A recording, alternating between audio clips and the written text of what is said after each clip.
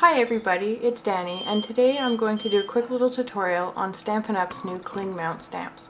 I wanted to show you how to assemble and mount these wonderful new stamps. There are two main ways to choose from, and I will show you both. I also wanted to show you a little trick I figured out that might help you out if you have not yet decided if you want the stickers on the back or not. So let's get started, shall we? They come in clear DVD cases like this that list the stamp set name at the top and again on the side, how many stamps are in the set so that you don't lose any. And they also have the images at full size on the front and little thumbnails on the spine so that you can easily see what they are, no matter which way you store them. When you open up the case, you can see instructions for assembling and mounting them in case you need a quick reminder. As you can see, the stamps are the exact same rubber that we've been used to, and they're the same great quality. The only difference now is that the backing on them is a little bit different. It's a clingy stick instead of a permanent stick. You also have stickers included, which will permanently stick to the back of the stamps and then will cling to your clear blocks. I have also figured out a third way to use them, which allows you to try out the sticker without harming the cling underneath. Normally when you were to take the sticker and place them onto the back, if you were to decide you didn't want the sticker anymore and you took it off, you would end up pulling all the clinginess off of the foam and the stamp would no longer stick to anything. If you don't want to use the stickers, you would simply take the paper backing off of the individual stamp, take it and press it to your clear block, whichever one you wanted, hold it there for a few seconds, and you would be good to go. If you do want to use the sticker, you're going to want to peel the paper backing off of the sticker that corresponds to your stamp. You'll notice with the stickers that there's two sides. There's one that doesn't have any slits on it, and one that does have these little slits in them. And so what you're going to do is take the paper backing off of this sticker here, and then you're going to want to take the paper backing off of your stamp and line it up over top, and you'll notice that there's a little bit of a ridge around there, and you want to line it up just perfectly with that and set it in there. You're going to want to press firmly down on there to make sure it is good and stuck, and then lift your stamp up off of the paper. When you turn it over, you're going to want to take a look at the sticker side, which would be this side now, and make sure that it looks like it's stuck down good and there's no real large air bubbles. If you want to try out my method, because you're not sure that you want the stickers on or not yet, you're going to do like this. You're going to peel the backing off of the sticker, but this time instead of peeling this paper backing off of your stamp, you're going to leave that on the stamp. Then you're going to line it up back in here, nice and good. Press down on it really good and firm. Because you've left the paper backing on and it's a non-stick paper, the stamp, it does cling to it, but you want to actually peel it off nice and careful so that you know that it's stuck. When you take a look at them, you're just going to press it down again to make sure that it's good on there.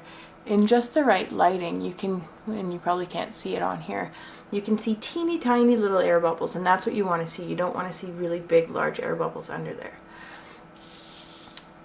I personally prefer this method. I can still easily peel the sticker off, and I'm left with just the backing of my stamp.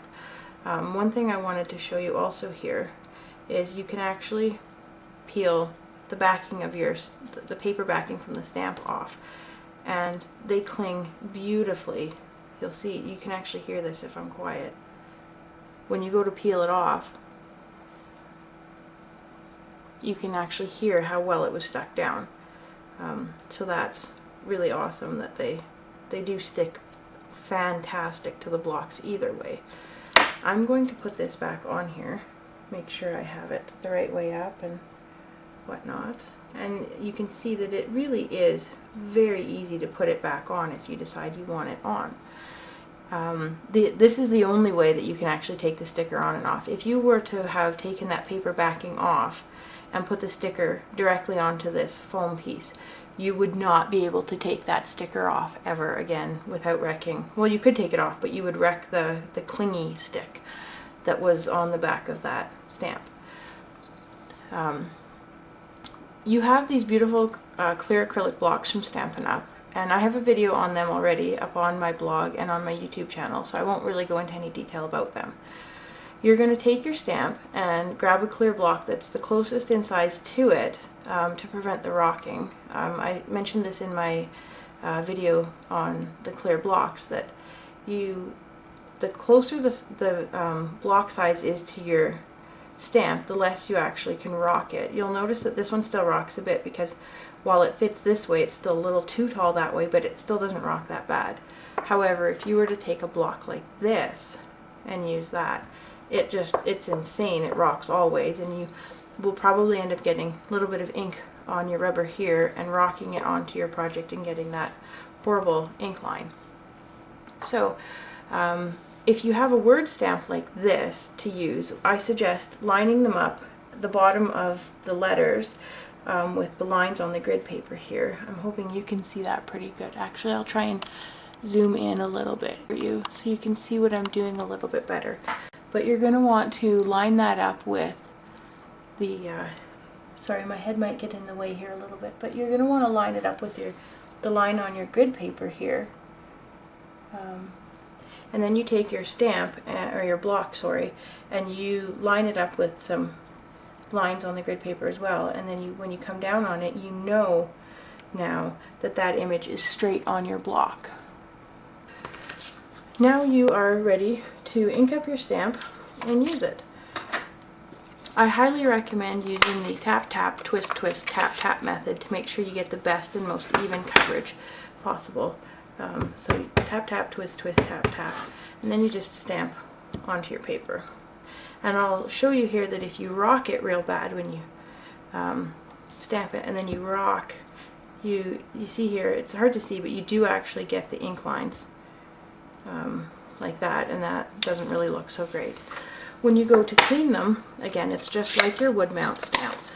You're going to want to take your Stampin' scrub, so you're just going to want to spray your Stampin' mist on and scrub in a back and forth and kind of circular motion. And I have to scrub a bit harder because I got ink on my block too. If you do get ink on your block, you are just going to want to scrub your block on the wet side and dry it off.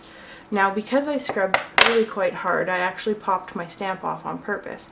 And then if that happens, you just grab it with your fingers and finish doing that. If I hadn't gotten the ink all over the edges, I wouldn't have tried to scrub so hard, and then my stamp would not have come off. To put your stamps away, you grab your DVD case again, and it's actually wonderful because they will stick to the inside of the DVD case. And that way, you can stand them up and you know that they're actually going to stick to the back just like that. They won't fall off. You also can, you still have room, most of the time anyway, to put your, the rest of your stamp, if you haven't done them like I have. I left this one to show you guys in the video, but there's always room to put your mounted stamps in there as well. If you place an order through me that includes any clear blocks or cling mount stamps, I include this great template that helps you pick your clear block sizes. It's actually printed on acetate paper, so it's completely clear. And then you just hold it over top of the DVD case for your stamps, or even the minis or the current catalogs, and it shows you which stamp sets, or sorry, which block sizes will fit your stamp the absolute best. If you have any questions, make sure you check out my blog. You can always send me an email and I will do my best to help you out. I will also post on my blog the items, the stamp set that I used today, and the corresponding blocks for it. Thanks for stopping in, and I'll see you later. Bye!